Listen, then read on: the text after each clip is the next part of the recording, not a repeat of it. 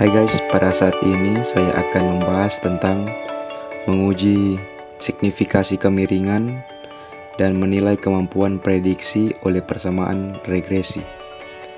Namun yang pertama, kita akan membahas tentang menguji signifikasi kemiringan. Menganalisis persamaan regresi dengan melakukan uji hipotesis untuk melihat apakah kemiringan garis regresi berbeda dari nol. Mengapa hal itu penting? Jika kita dapat menunjukkan bahwa kemiringan garis pada populasinya berbeda dari nol, maka kita dapat menyimpulkan bahwa penggunaan persamaan regresi menambah kemampuan kita untuk memperkirakan atau meramal variabel terikat berdasarkan variabel bebasnya. Jika kita tidak dapat memperlihatkan bahwa kemiringan berbeda dari nol, maka kita menyimpulkan bahwa tidaklah tepat untuk menggunakan variabel bebas sebagai penaksir. Dengan kata lain, jika kita tidak dapat menunjukkan kemiringan garis berbeda dari nol, kita akan cenderung menggunakan rata-rata variabel terikat sebagai penaksir daripada menggunakan persamaan regresi. Melalui prosedur uji hipotesis nol dan alternatifnya adalah H0 yaitu 3 sama dengan 0 dan H1 yaitu 3 sama dengan 0. Kita menggunakan 3 yaitu huruf Yunani beta untuk menunjukkan kemiringan persamaan regresi populasi.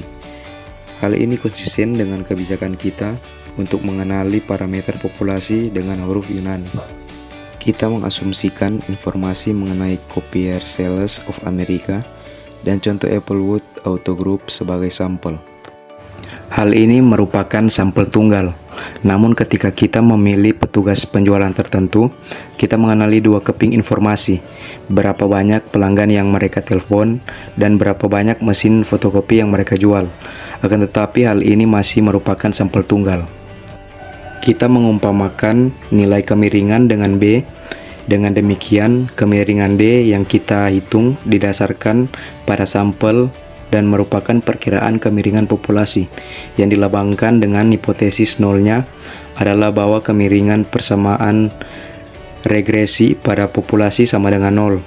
Jika hal ini merupakan kasusnya, garis regresi horizontal dan tidak terdapat hubungan antara variabel bebas X dengan variabel terikat Y. Dengan kata lain, nilai dari variabel terikat adalah sama untuk setiap nilai variabel bebas dan tidak memberikan kita bantuan untuk memperkirakan nilai variabel terikat. Menguji hipotesis nol, kita menggunakan distribusi T dengan N kurang 2, 0A seperti rumus berikut. Uji kemiringan T sama dengan B kurang 0 per S B dengan derajat kebebasan N kurang 2. Keterangan B sama dengan perkiraan kemiringan garis regresi yang dihitung melalui informasi sampel, sedangkan S sama dengan kesalahan standar dari perkiraan kemiringan yang juga ditentukan melalui informasi dan sampel. Langkah awal kita adalah menetapkan hipotesis nol dan alternatifnya, yaitu H0 sama dengan 3 lebih kecil dari 0 dan H1 sama dengan 3 lebih besar dari 0. Perhatikan bahwa kita melakukan uji satu sisi. Jika tidak menolak hipotesis nol, maka kita menyimpulkan bahwa kemiringan garis regresi populasi sama dengan nol. Hal ini berarti bahwa variabel bebas tidak ada gunanya dalam memperkirakan variabel terikat. Pada kasus kita, hal ini berarti bahwa dengan mengetahui jumlah panggilan penjualan yang dilakukan oleh seorang perwakilan tidak membantu kita memperkirakan penjualannya. Jika menolak hipotesis nol dan menerima alternatifnya, maka kita menyimpulkan bahwa kemiringan garisnya lebih besar dari nol. Dengan demikian, variabel bebasnya dapat membantu memperkirakan variabel terikat. Jadi, jika kita mengetahui jumlah panggilan penjualan yang dilakukan oleh seorang perwakilan, hal ini akan membantu kita meramal penjualan perwakilan tersebut. Kita juga mengetahui karena kita telah memperrealkan bahwa kemiringan garisnya lebih besar dari nol, yakni positif bahwa semakin banyak panggilan penjualan akan berakibat pada semakin banyaknya penjualan mesin fotokopi. Distribusi T merupakan statistik ujinya. terdapat derajat kebebasan 8 diperoleh dari N kurang 2 sama dengan 10 kurang 2. Kita menggunakan tingkat signifikansi 0,05 melalui lampiran B2. Nilai kritisnya sebesar 1,860. Kaidah keputusan kita adalah menolak hipotesis nol jika nilai yang dihitung melalui rumus 13 kurang 6 lebih besar dari 1,860.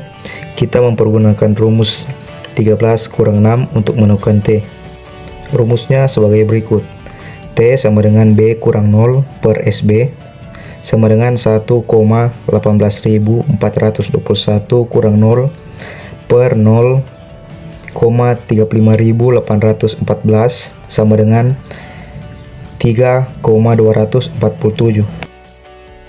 Nilai hitung sebesar 3,247 melebihi nilai kritis sebesar 1,860, sehingga kita menolak hipotesis nol dan menerima hipotesis alternatifnya. Kita menyimpulkan bahwa kemiringan garisnya lebih besar dari nol. Variabel bebas yang mengacu pada jumlah panggilan penjualan berguna untuk memperoleh perkiraan penjualan yang baik. Tabel tersebut juga memberikan kita informasi mengenai nilai P dan tes ini. Celah tersebut diwarnai abu-abu. Dengan demikian kita dapat memilih tingkat signifikansinya, katakanlah 0,05, dan membandingkan nilai tersebut dengan nilai P-nya. Pada kasus ini, nilai P yang dihitung di dalam tabel adalah 0,01090, sehingga keputusan kita ialah menolak hipotesis nol. Peringatan pentingnya adalah bahwa nilai P yang terlapor dalam perangkat lunak statistik biasanya untuk uji dua sisi. Selanjutnya kita masuk untuk materi berikutnya tentang menilai kemampuan prediksi oleh persamaan regresi. Kesalahan standar estimasi. Hasil analisis regresi Copier-Sellars of America menunjukkan hubungan signifikasi antara jumlah panggilan penjualan dengan jumlah penjualan yang dihasilkan. Dengan memasukkan nama variabel ke dalam persamaan, persamaan dapat ditulis dengan jumlah mesin fotokopi yang terjual sama dengan 18,9476 kurang 1,1842. Ini merupakan jumlah panggilan penjualan. Persamaan tersebut dapat digunakan untuk memperkirakan jumlah mesin fotokopi yang terjual untuk jumlah panggilan penjualan tertentu di dalam jangkauan data. Sebagai contoh, jika jumlah panggilan penjualan sebanyak 30, maka kita dapat memprediksi jumlah mesin fotokopi yang terjual yakni 54,4736 diperoleh dari 18,9476 tambah 1,1842 dalam kurung 30. Akan tetapi data tersebut menampilkan perwakilan penjualan dengan penjualan sebanyak 60 dan 70 mesin fotokopi yang terjual. Apakah persamaan regresi merupakan peramal yang baik dari jumlah mesin fotokopi yang terjual? Prediksi yang sempurna yang menemukan hasil yang pasti dalam bidang ekonomi dan bisnis pada kenyataannya tidaklah mungkin. Sebagai contoh, penerimaan selama setahun dari penjualan bensin Y berdasarkan jumlah mobil yang datang X pada tanggal tertentu tidak diragukan lagi dapat diperkirakan dengan agak dekat, namun prediksinya tidak akan sama persis dengan nilai dolar terdekat atau bahkan kemungkinan dengan ribuan dolar terdekat. Bahkan prediksi kekuatan regangan kawat baja berdasarkan diameter luar kawat tidaklah selalu sama persis akibat adanya sedikit perbedaan pada susunan baja. Selanjutnya, yang diperlukan adalah ukuran yang menggambarkan seberapa tepat prediksi Y berdasarkan X atau sebaliknya, seberapa besar ketidakakuratan perkiraannya terjadi. Ukuran ini disebut kesalahan standar estimasi. Kesalahan standar estimasi dilambangkan dengan S. Tulisan di bawah garis Y kurang X ditafsirkan sebagai kesalahan standar dari Y untuk setiap nilai X. Konsepnya sama dengan standar defisiasi yang dibahas pada standar defisiasi mengukur sebaran di sekitar rata-ratanya. Kesalahan standar estimasi mengukur sebaran di sekitar garis regresi untuk setiap nilai X. Kesalahan standar estimasi ukuran dispersi atau sebaran dari nilai yang diamati di sekitar garis regresi untuk setiap nilai X. Kesalahan standar estimasi diperoleh melalui rumus berikut. Kesalahan estimasi yaitu SIX sama dengan kuadrat V dalam kurung Y kurang Y pangkat 2 per N kurang 2. Perhitungan kesalahan standar estimasi memerlukan penjumlahan dari kuadral selisih antara tiap nilai Y yang diamati dengan nilai Y yang diprediksikan, yang dilambangkan pada pembilangnya. Perhatikan perhitungan berikut ini. SYX sama dengan kuadrat sigma dalam kurung Y kurang Y pangkat 2 per N kurang 2 sama dengan kuadrat 784,211 per 10 kurang 2 sama dengan 9,901. Perhitungan ini dapat dihilangkan melalui perangkat lunak statistik seperti Excel.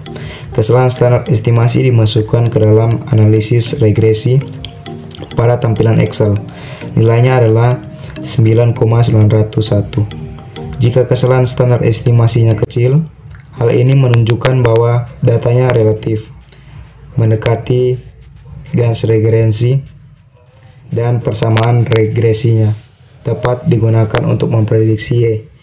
Dengan sedikit kesalahan, jika kesalahan standar estimasinya besar, hal ini menunjukkan bahwa data tersebar secara luas di sekitar garis regresi, dan persamaan regresinya tidak akan memberikan estimasi yang tepat. Koefisiensi determinasi. Penggunaan kesalahan standar estimasi memberikan ukuran relatif bagi kemampuan persamaan regresi untuk memprediksi. Kita akan menggunakan untuk memberikan informasi yang lebih mendetail mengenai prediksi pada bagian berikutnya. Pada bagian ini, statistik lain akan dijelaskan di mana akan memberikan ukuran yang lebih dapat ditafsirkan mengenai kemampuan persamaan regresi untuk memprediksi. Statistik itu disebut koefisiensi determinasi atau R kuadrat. Koefisiensi determinasi proporsi dari variasi total pada variabel terikat Y yang dijelaskan atau diperhitungkan oleh variasi pada variabel bebas X. Koefisiensi determinasi mudah untuk dihitung. Koefisiensi determinasi yang terjual dengan jumlah panggilan penjualan adalah 0,759. Jika 0,759, koefisiensi determinasinya sebesar 0,576 pada spreadsheet di halaman 82. Untuk menafsirkan ubala menjadi persentase, dengan demikian variasi jumlah mesin fotokopi yang terjual dijelaskan atau diperhitungkan jumlah panggilan penjualan. Seberapa baik persamaan regresi dapat memprediksi jumlah mesin fotokopi yang terjual melalui sejumlah panggilan penjualan yang dilakukan. Jika memungkinkan untuk membuat prediksi yang sempurna, koefisien determinasi akan sebesar 100%. Hal itu berarti bahwa variabel bebas, jumlah panggilan penjualan menjelaskan atau memperhitungkan seluruh variasi jumlah mesin fotokopi yang terjual. Koefisiensi determinasi 100% terkait dengan koefisiensi korelasi plus 1,0 atau minus 1,0. Hubungan antara koefisiensi korelasi, koefisiensi determinasi, dan kesalahan standar estimasi. Koefisiensi korelasi mengukur kekuatan hubungan linear di antara dua variabel. Ketika titik-titik pada diagram pencar terlihat mendekati garis, kita memperhatikan bahwa koefisiensi korelasinya cenderung besar. Maka dari itu, koefisiensi korelasi dan kesalahan standar estimasi berbanding terbalik. Semakin kuat hubungan linear antara dua variabel, koefisiensi korelasinya meningkat dan kesalahan standar estimasinya turun. Kita juga memperhatikan bahwa koefisiensi korelasi kuadrat merupakan koefisiensi determinasi. Koefisiensi determinasi mengukur presentasi variasi Y yang dijelaskan oleh variasi X.